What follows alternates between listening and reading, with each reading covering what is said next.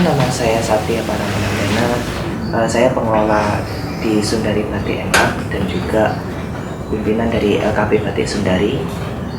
Jadi saya di sini diserahi tanggung jawab oleh ibu saya untuk mengelola Sundari Batik Enak sejak tahun 2017.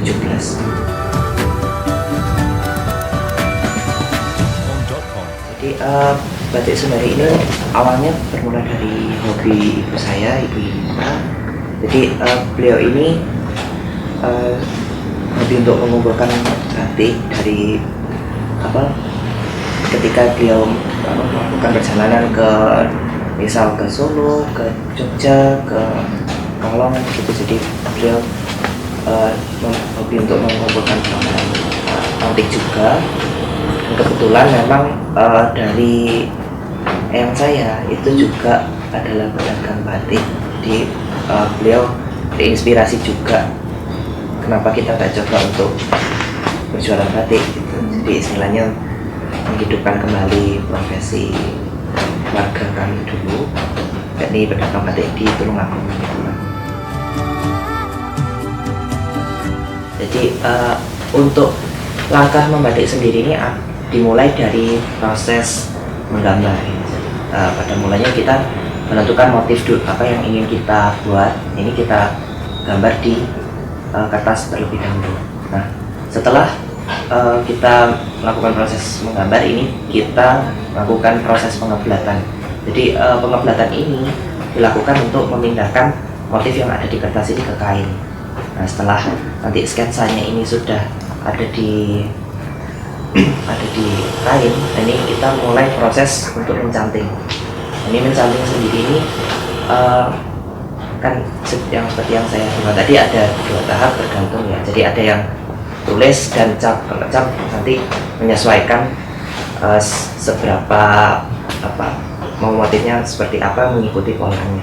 Nah, untuk yang mencanting tulis ini, jadi prosesnya adalah memasukkan, jadi kan ada malam panas di kompor itu, dan di wajan. Nah, ini kita ambil dari menggunakan instrumen yang bernama canting.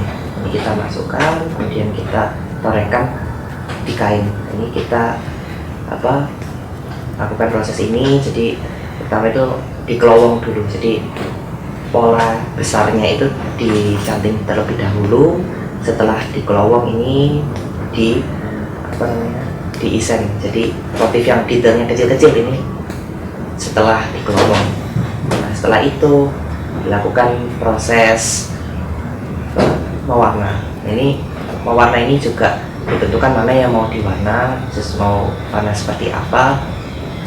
Kemudian setelah itu kalau misal ada yang ini kita bicaranya untuk pewarnaan remasol ya. Jadi setelah nanti dicoret warnanya, jadi ditentukan sudah. Setelah itu nanti di water glass.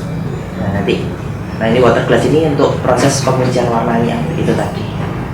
Nah, setelah proses ini selesai, water glass selesai, nanti kan ditunggu kering dulu selama kurang lebih semalam. Jadi setelah semalam supaya hasilnya maksimal, itu nanti besoknya dilakukan proses pelorotan.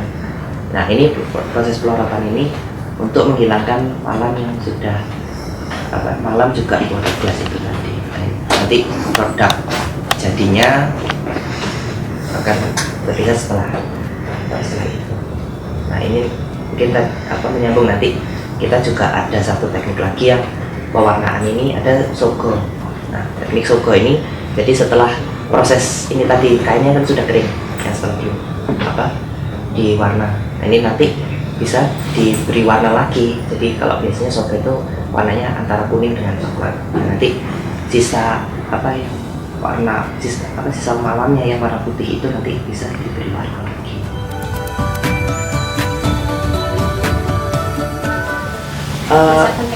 Kalau berdasarkan teknik kami memang secara khusus dua, jadi tulis dan cap. Jadi kalau sebetulnya kalau kita bicara soal batik itu hanya dua itu. Nah, kalau untuk misalnya ekoprint itu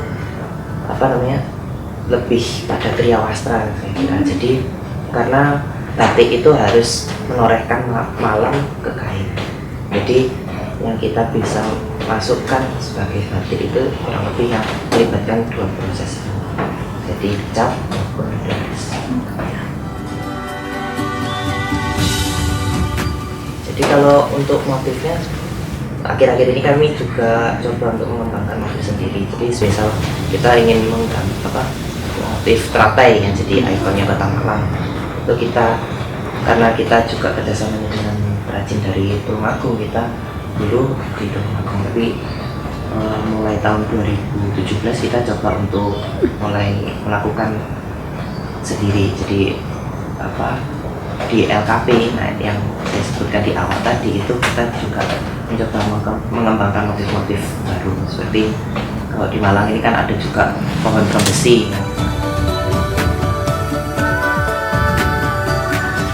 Kalau ikonik ini untuk sementara ini kami juga explore di ikon-ikon Kota Malang. Jadi kita fokusnya yang saya sebutkan tadi trembesi. Jadi kebetulan kan juga dari Pak Wali Kota juga sempat menyebutkan bagaimana kalau kita coba kembangkan motif trembesi. Jadi kita coba untuk mengembangkan motif itu, dan juga sedang mencari juga apa sih ikon dari Malang gitu. Jadi kita fokusnya pada identitas, pencarian identitas apa sih yang bisa jadi motif untuk Kota Malang.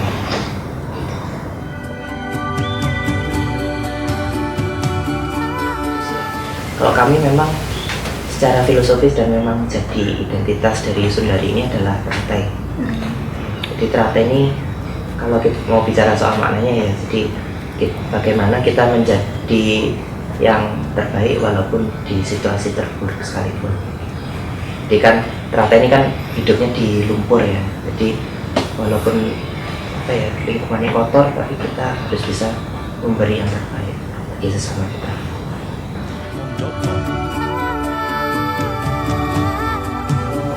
Untuk sementara ini kami lingkupnya memang di Jawa, dan istilahnya jadi lebih pada misal ada pengunjung yang ingin saya ingin motif begini, kita coba kerjakan itu.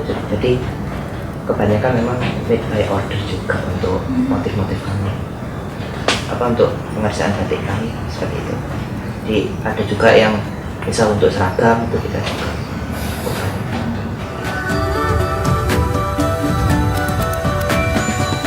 Kalau dari luar negeri alhamdulillah juga cukup banyak, karena kita juga pertama ada kunjungan dari duta itu pada umumnya. Jadi duta dari Singapura, Malaysia juga sempat kesini juga. Kira-kira itu wisatawan asing.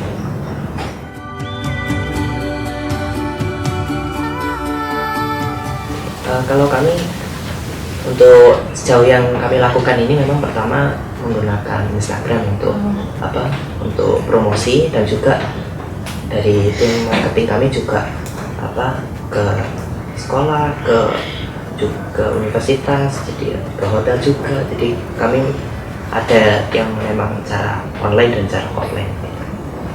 Kalau untuk publikasinya jadi kalau untuk sementara ini memang kami lagi cari cara gimana sih untuk lebih banyak untuk mungkin explore di promo-promo yang mungkin nanti kami lagi mencoba untuk di Instagramnya. Jadi kalau untuk dari offline saya kira sudah lumayan lah untuk ini, cuma untuk yang online kita lagi coba explore gimana sih caranya lebih banyak pengunjung yang datang karena dari online.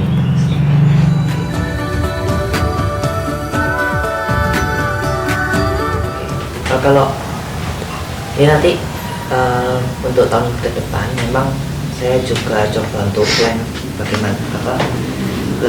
bagaimana ke promosinya untuk ke anak muda ya. Jadi karena saya juga masih kuliah juga ya, jadi untuk explore-nya ini memang saya juga coba merapikan di feed-nya juga otomatis. Jadi bagaimana kita bisa menarik anak muda, kan sekarang yang penting kan feed cakep gitu ya, terus habis itu komunikatif, terus stylenya juga lebih menarik. Nanti kita untuk tahun ke depan kita coba eksplor di situ, barangkali bisa menarik perhatian dari anak muda sendiri.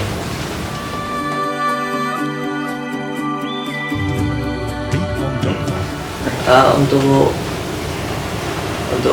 kita nggak cuma bicara soal batik ya mungkin ya. Jadi kebudayaan di Indonesia ini kan beragam sekali.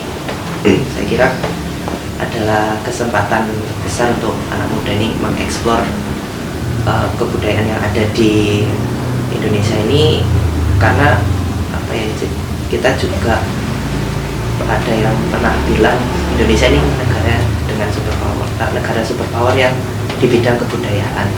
Jadi kalau kita bisa memanfaatkan itu, kita